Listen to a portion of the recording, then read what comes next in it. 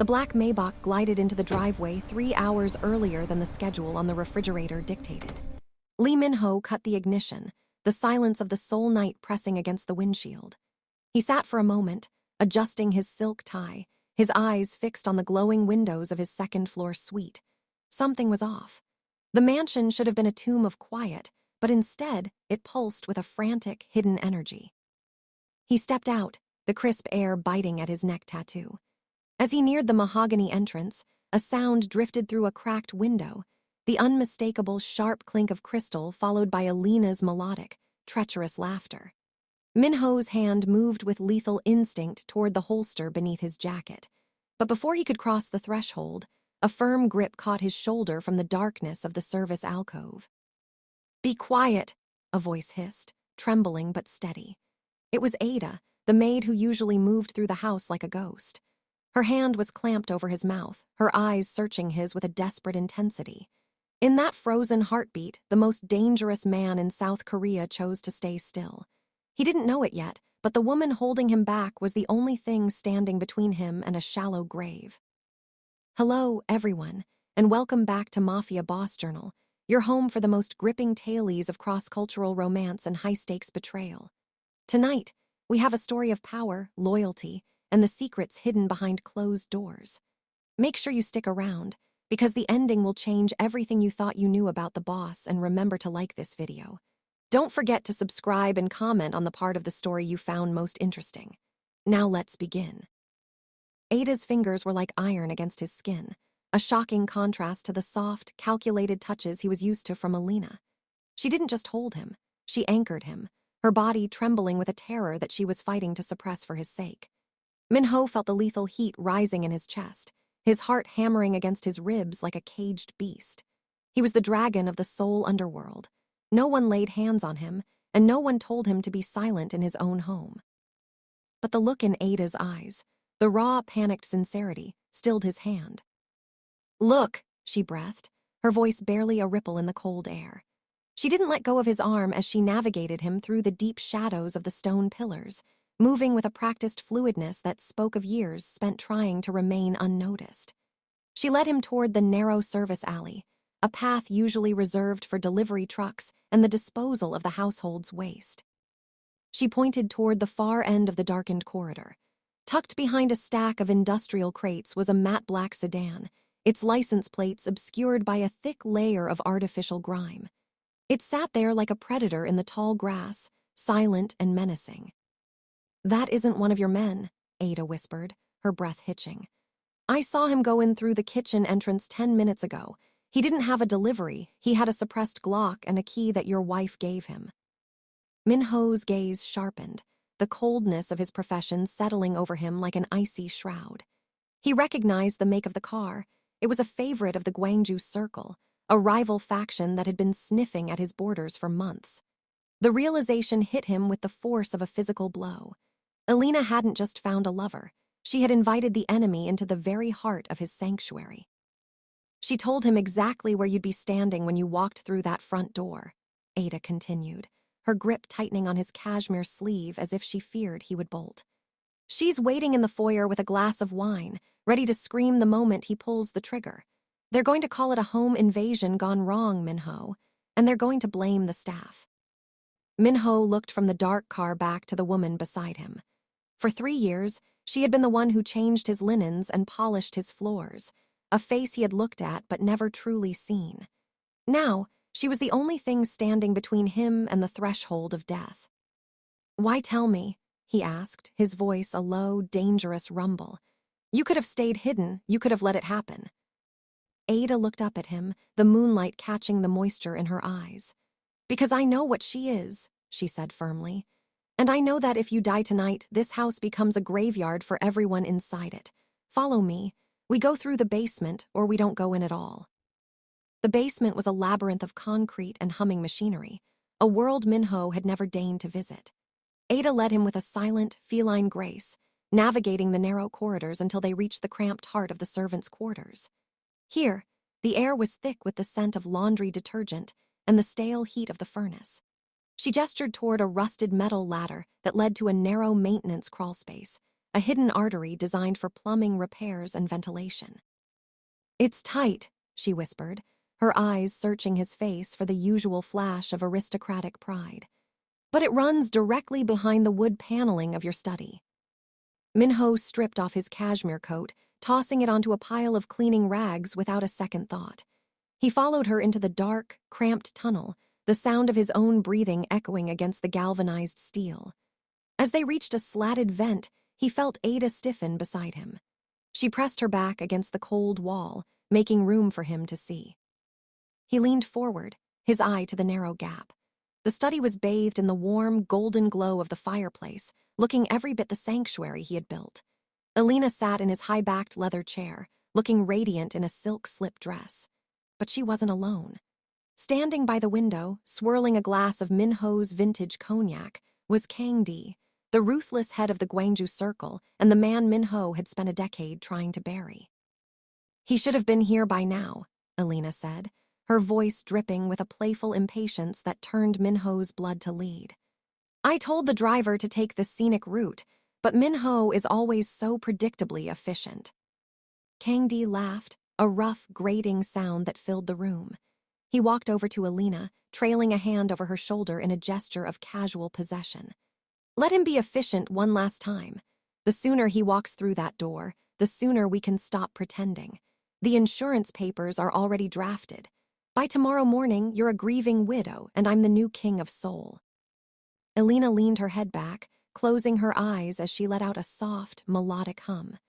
"I've practiced my morning face in the mirror for weeks, darling. The police won't suspect a thing. They'll be too busy hunting for a disgruntled employee to look at the grieving wife."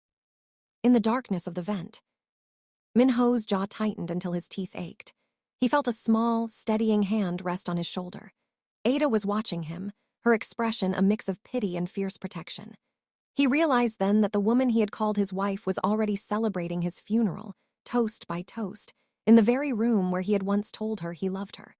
The betrayal was absolute, a cold blade twisted in his back by the two people he had most underestimated. The silence in the crawlspace was heavy, broken only by the distant, clinking ice from the room beyond the vent. Minho turned his head, his face inches from Ada's in the suffocating dark.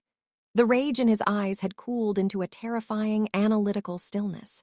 He looked at this woman, the one who had seen his vulnerability, who had touched the untouchable boss to save his life, and for the first time, he saw her as a player on his chessboard.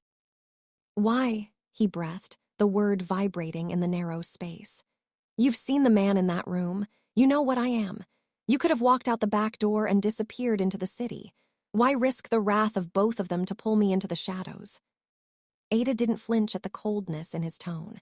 She pulled her knees to her chest, the fabric of her blue uniform rustling. "You think I'm doing this out of some misguided loyalty to a man who never learned my last name?" Her voice was a sharp, whispered blade. "I'm doing this because I'm the only one in this house who knows how to read the fine print."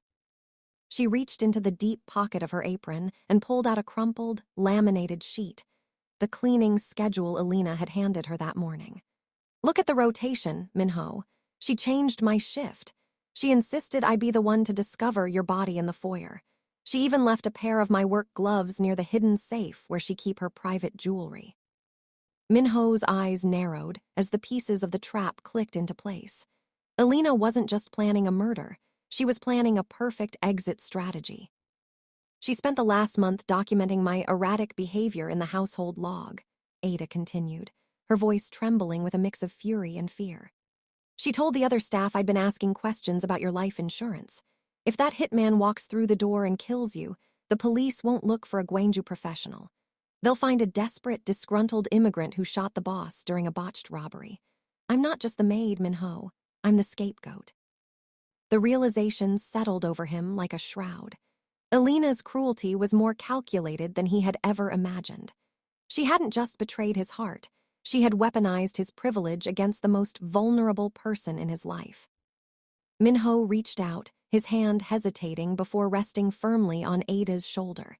It wasn't the touch of a master to a servant, but a pact between two ghosts.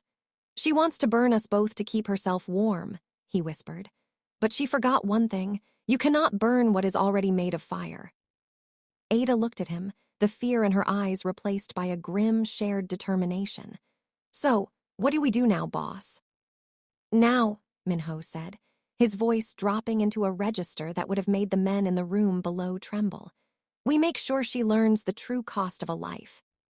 The transition from the sprawling, cold stone of the Lee estate to the cramped, vibrant warmth of Ada's apartment felt like stepping into a different dimension. The air here didn't smell of expensive wax and betrayal.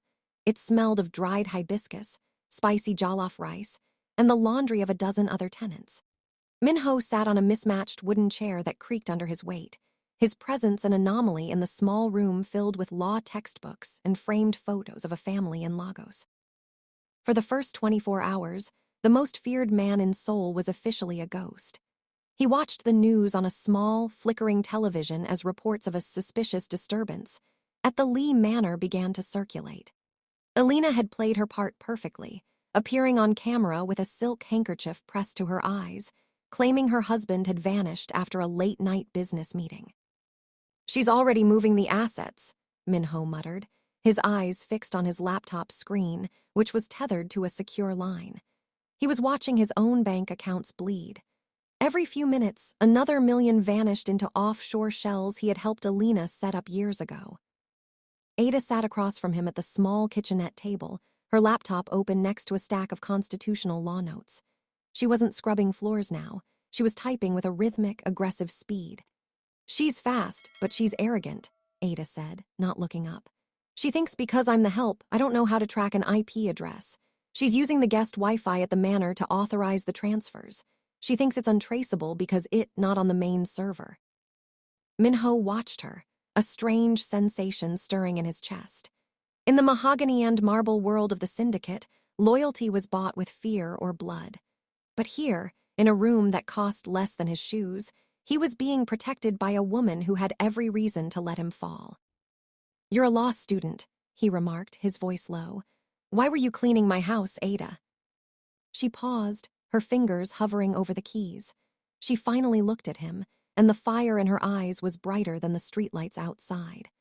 "Because my visa doesn't care about my grades, and your wife offered cash under the table. She thought she was buying a servant who couldn't talk back. She didn't realize she was hearing a witness who knows how to build a case." She turned the screen toward him. It wasn't just bank transfers. She had mapped out the entire communication log between Alina and Kangdi. "I've rerouted the confirmation codes to this device. She thinks the money is gone, but it's sitting in a digital limbo. We have 12 hours before the bank flags the hold. That's how long we have to make her confess." Minho leaned back, the shadow of a smile finally touching his lips. It was a predator's smile, but for the first time it was shared. 24 hours ago, I was a man with everything and no one," he said softly. "Now I have nothing but a ghost and a law student. It's the best hand I've ever been dealt." The moon was a sliver of ice over the Lee estate when Ada returned, not as a ghost, but as the invisible woman the world expected her to be. Dressed in her familiar light blue uniform and carrying a bucket of supplies, she walked past the Gwangju sentries standing guard at the perimeter. They didn't even look at her face. To them, she was merely part of the furniture, a silent fixture of the house that needed to be cleaned before the widow could properly begin her reign. Inside, the atmosphere was suffocating. The scent of Alina's expensive lilies filled the air, a funeral fragrance for a man who wasn't yet dead. Ada moved with calculated precision, her heart drumming a frantic rhythm against her ribs.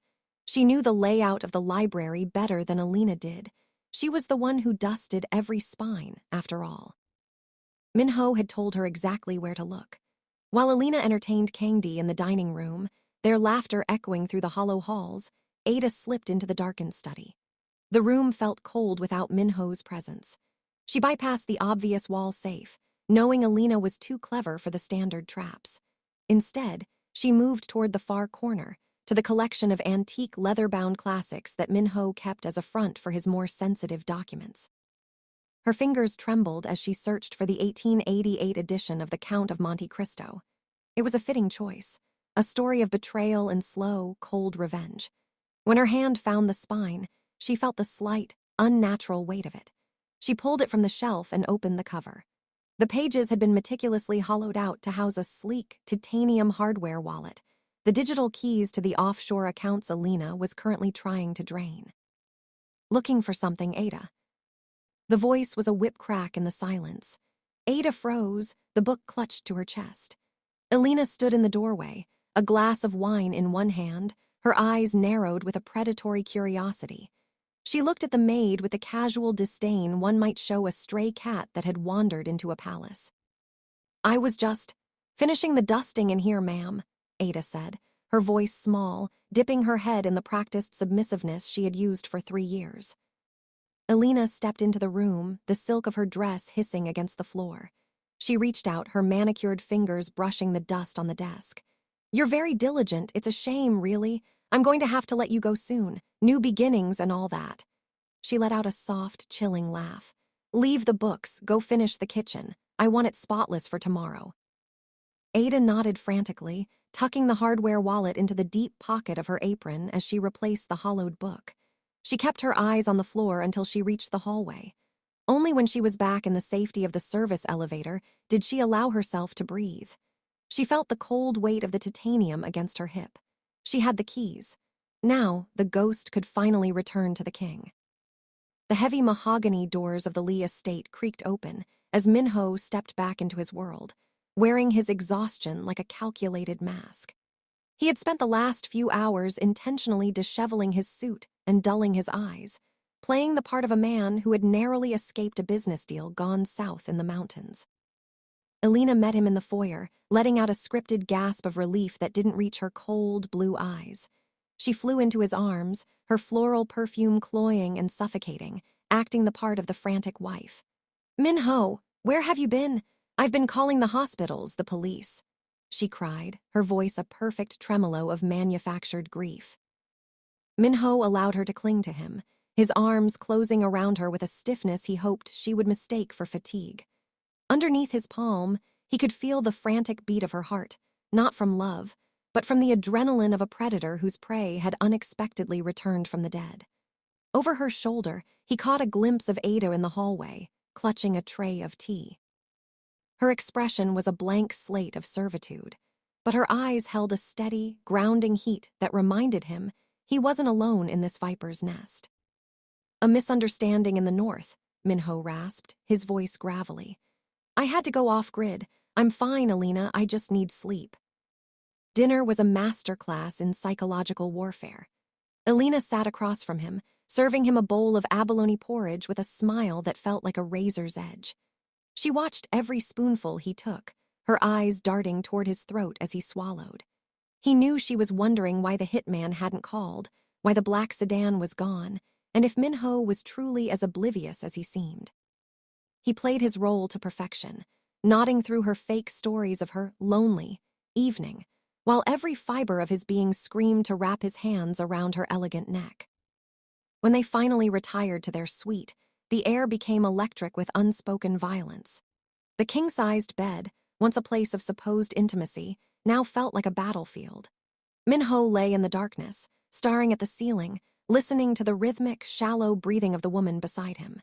He could feel her watching him in the gloom, waiting for the deep, heavy breaths of sleep that would signify his vulnerability. Beneath the silk pillow, his fingers remained curled around the cold, textured grip of a ceramic tactical knife, the only weapon that wouldn't set off the internal scanners of his own security system. Every time Alina shifted, the silk of her nightgown hissing against the sheets, his muscles coiled, ready to strike. It was a night of ghosts and shadows, a cold war fought in the silence of a shared bed. He was home, but he was more of a prisoner than he had been in Ada's cramped apartment. He just had to survive the sunrise. He just had to keep his heart beating until the masquerade began. The announcement of the masquerade gala swept through Seoul's underworld like a sudden, freezing wind. Minho stood on the grand balcony of his study, watching the catering trucks and floral designers transform his lawn into a labyrinth of velvet and gold. He had branded the evening as a celebration of his miraculous return and a renewal of his vows to Alina. It was a masterpiece of irony.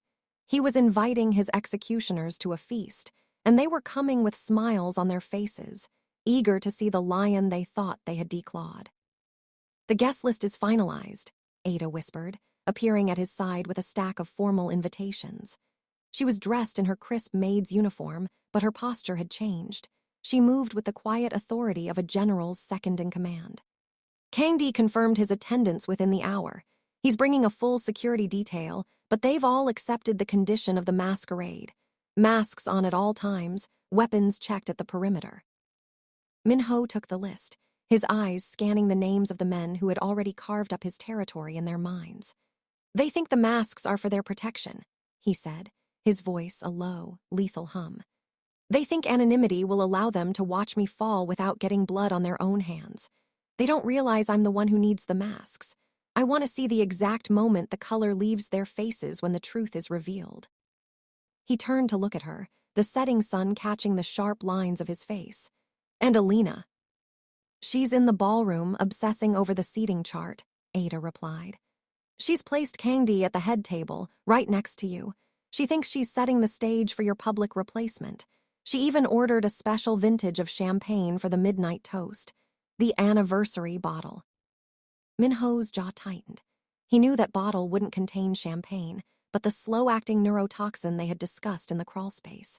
He reached out, his hand briefly brushing Ada's arm, a gesture of solidarity that transcended their roles. While she's distracted with the flowers, I need you to ensure the projection system is wired into the main ballroom's feed. Every recording we made in the vents, every bank transfer you intercepted. I want it displayed on the grand screen during the toast. If we are to have a masquerade, let us ensure everyone's mask falls at the same time.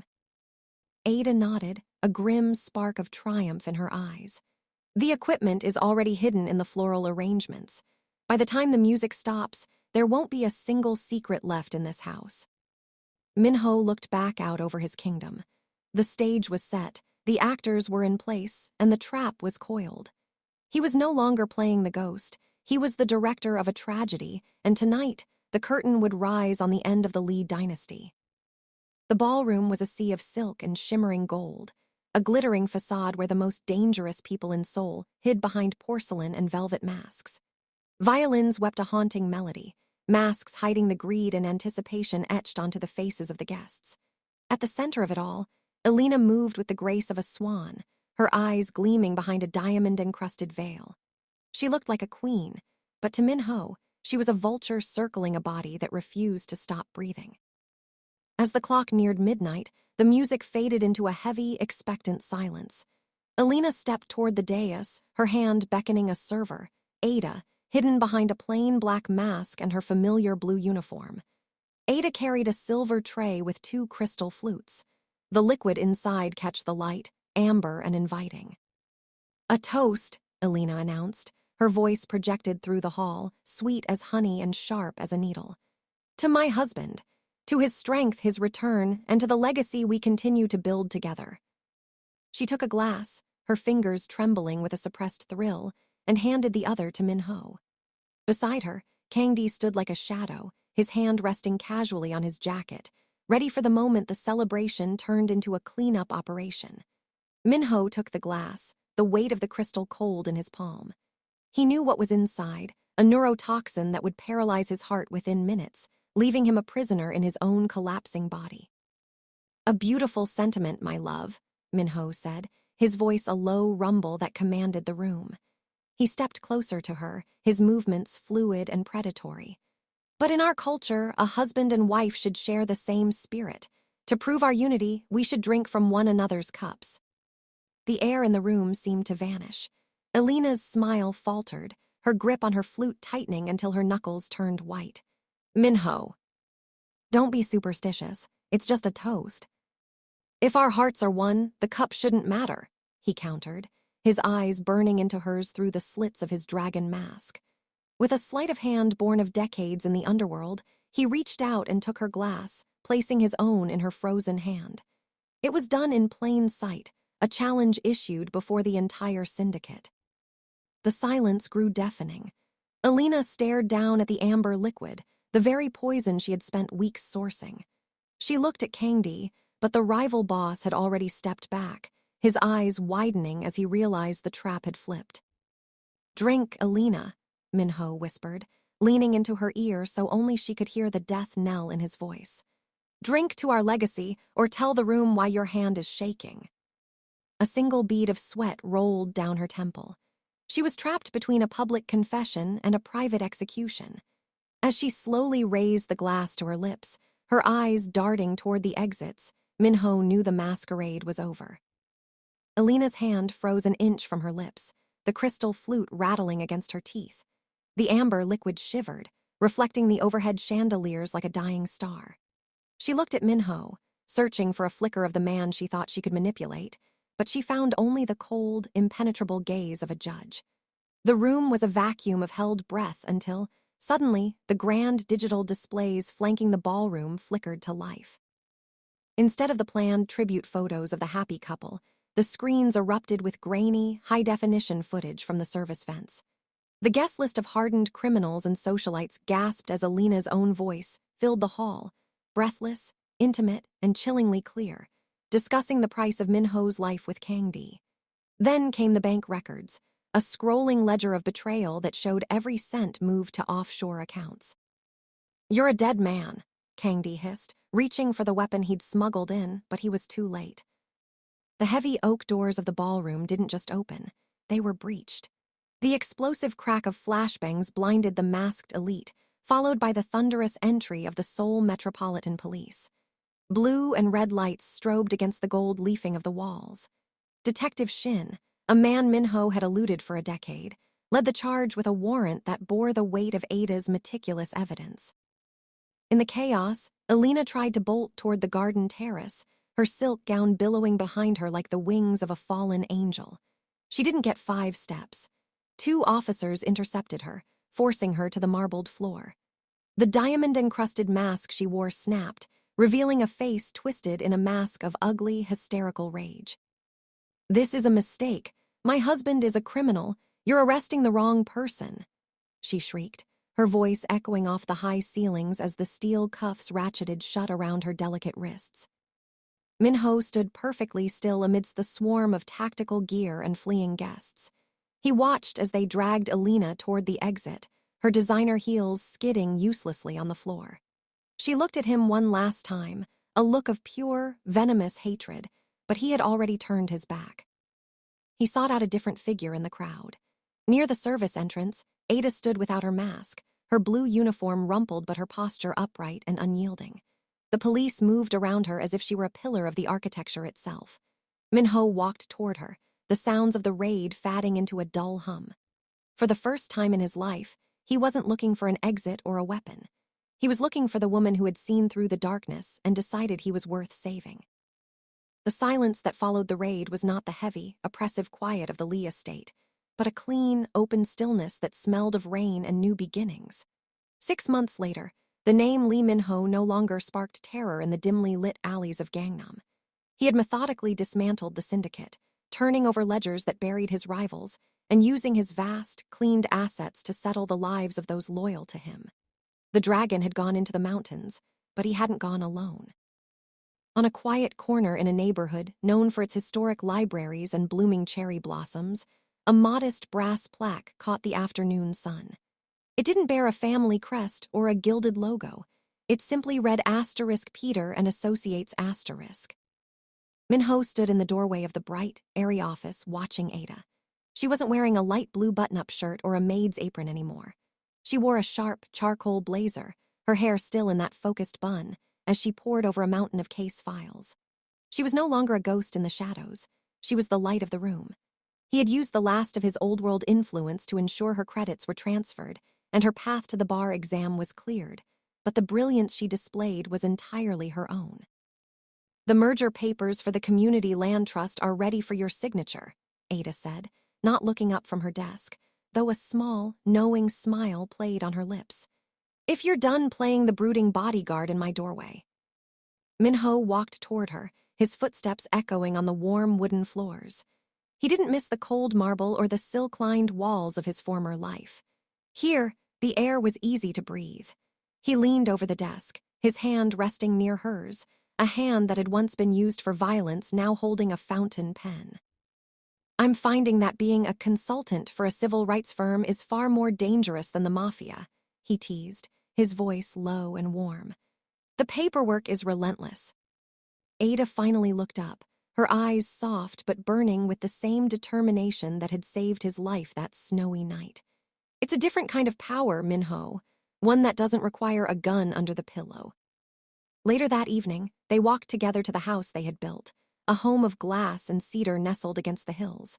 There were no hidden vents, no service tunnels, and no cameras watching for assassins in the dark. As the sun dipped below the horizon, painting the Seoul skyline in hues of violet and gold, Minho took Ada's hand. For the first time in his 38 years, he wasn't looking over his shoulder. He was looking forward.